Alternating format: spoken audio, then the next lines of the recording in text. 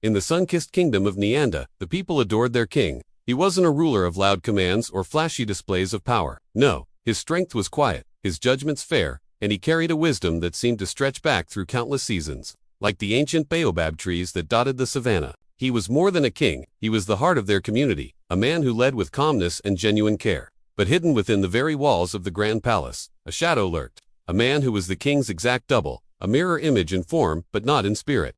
For years, this man had obsessed over the king, secretly studying his every move. He mimicked the king's confident stride, the gentle curve of his smile, and the rich, warm tone of his voice.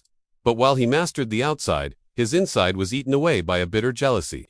Envy burned in his heart like dry firewood, hot and consuming, waiting for a chance to ignite. That chance came one moonless night. Cloaked in the king's own ceremonial robe, the imposter strode into the throne hall. His act was flawless. He fooled the royal guards with a familiar nod and deceived the court ministers with a practiced wave. He sat upon the throne, the symbol of power. Finally, the next morning, he stood before the people, ready to claim his stolen glory. But when he opened his mouth to speak, the illusion shattered. His words, meant to be wise, were laced with arrogance. His tone, meant to be kind, was sharp with impatience.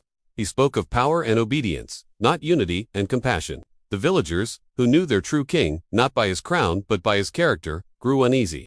They looked at each other, their confusion turning to suspicion. The man on the balcony wore the king's face, but his spirit was a stranger. They realized a profound truth. A crown can be copied, a robe can be stolen, but a king's heart cannot be faked. Just then, the real king appeared, walking calmly through the crowd. He stood before the throne, not with soldiers, but with the quiet strength of his integrity. He looked at the imposter, whose face was now a mask of fear and shame. Instead of calling for his arrest, the king spoke with a steady, forgiving voice. "Envy makes you a prisoner to what you lack," he said, his words echoing through the silent square.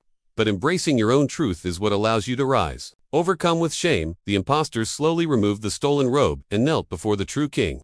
In an act that stunned everyone, the king forgave him, offering him a chance to find his own path, not as a copy, but as himself. From that day forward, a new lesson was etched into the heart of Neanda. No imposter, no matter how clever, can ever defeat a heart that rules with wisdom and truth. Thank you for watching. If this story resonated with you, please like, share, and subscribe for more tales that touch the soul.